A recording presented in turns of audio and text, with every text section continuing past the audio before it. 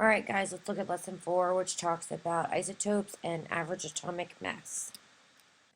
So what are isotopes? Isotopes are elements that have the same atomic number but different masses. Now remember from our lesson 2, the atomic number is the number of protons. Every element has a specific number of protons, and that will never change, because if we change the number of protons, then we change the identity of the element.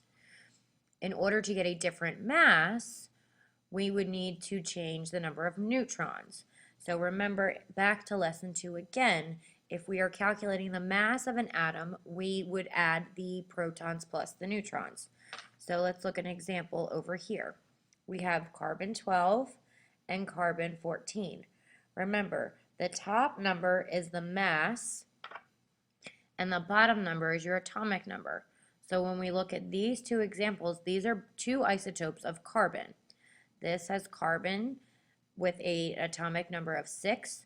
This one also has carbon with an atomic number of 6. So we're still talking about carbon.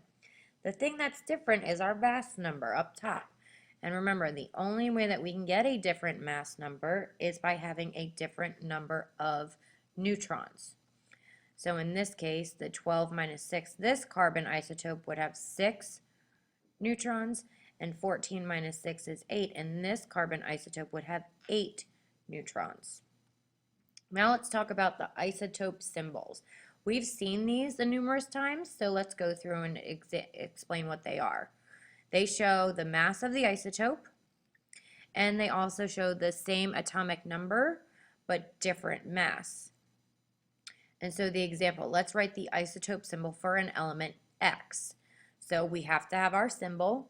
So their symbol would be X if we're talking about element X. At the top left corner, we would have the mass number of the isotope.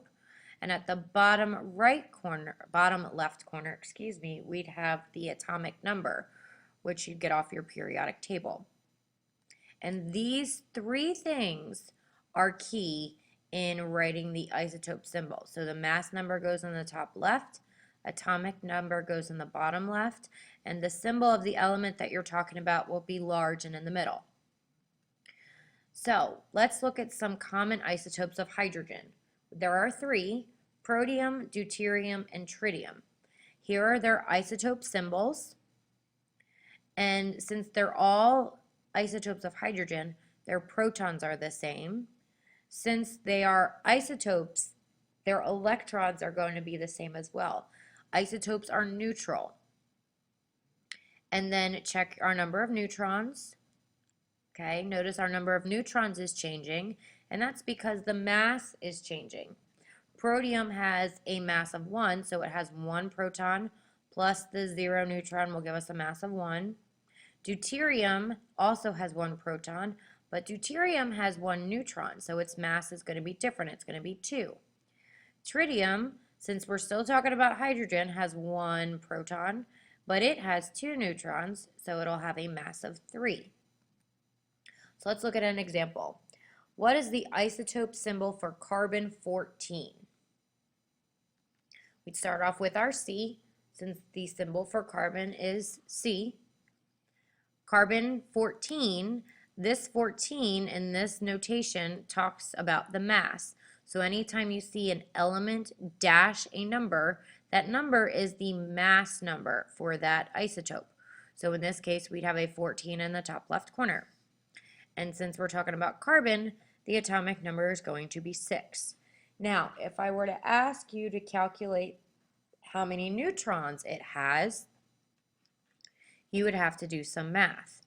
So you would have to take 14, which is the mass number, minus 6, which is the atomic number, to get that carbon 14 has 8 neutrons. So here we go. Mass number minus number of protons will give us number of neutrons. So let's do a practice. Write the isotope symbol for oxygen 17. Okay. So you're going to have to write it O. We're going to go over this one in class tomorrow.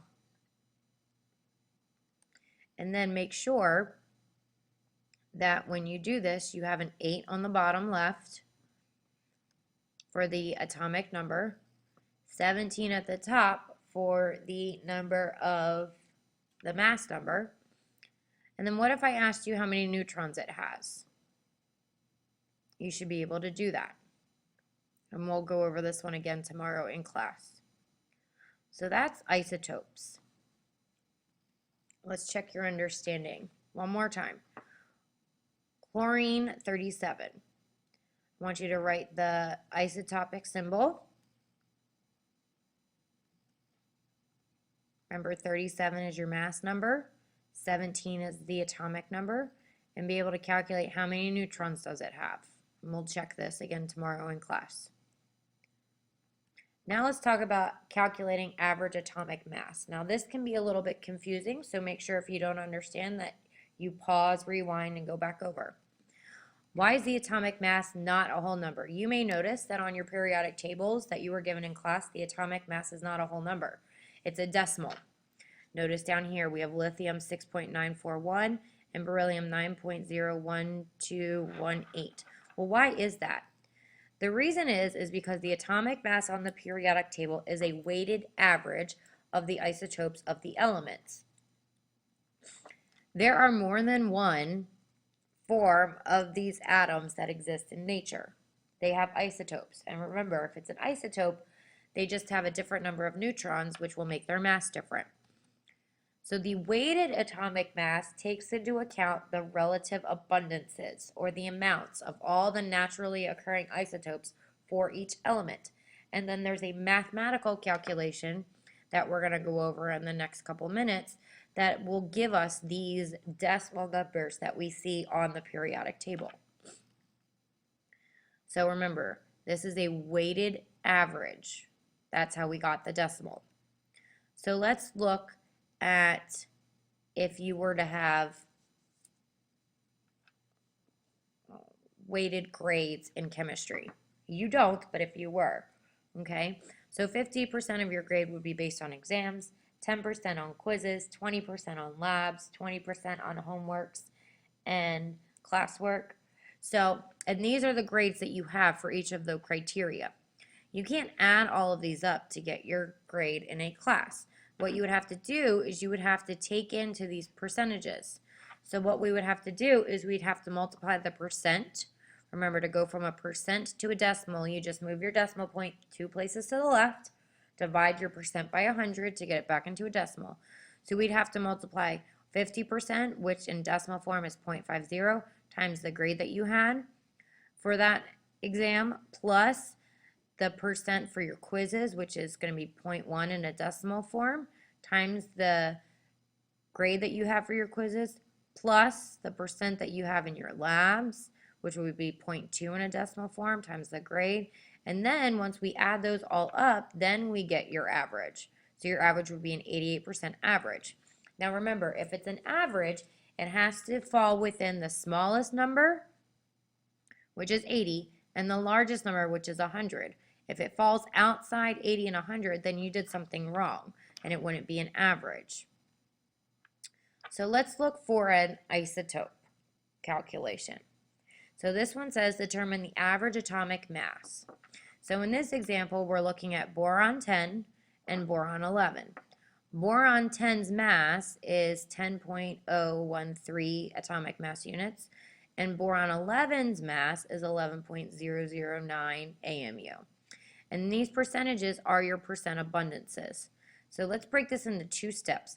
So first, multiply the mass of each isotope by its percent abundance in decimal form and move the decimal places to the left. So that's where we get this from. So if I were to take 19.78 and make it into a decimal, I'd move that decimal point 2 places to the left, and I'd get 0.1978. Then I would take the mass, which was 10.013, times that percentage, and I would get 1.981.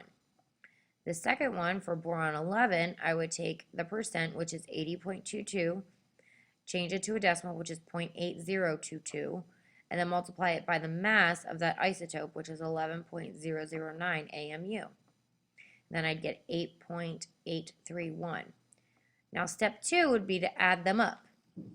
So I would add up 1.981 plus 8.831, and that equals 10.812 atomic mass units. Now, at 10.812 would be our average atomic mass for boron, and it will be very similar, if not exact, to what you'll see on your periodic table. And that is how you calculate the average atomic mass, and that's how all of the masses on the periodic table were calculated. So let's look at a practice. We're going to determine the weighted average for the atomic mass of potassium 39 and 41. So here are our percentages, and here are our masses. So I want you to take a moment and practice this, and then we're going to check it in class. And then we're going to also check this one in class. So we have an element that has two isotopes. 90% of the isotopes have a mass number of 20 AMU, while 10% have a mass number of 22. And we're going to calculate the atomic mass of that element.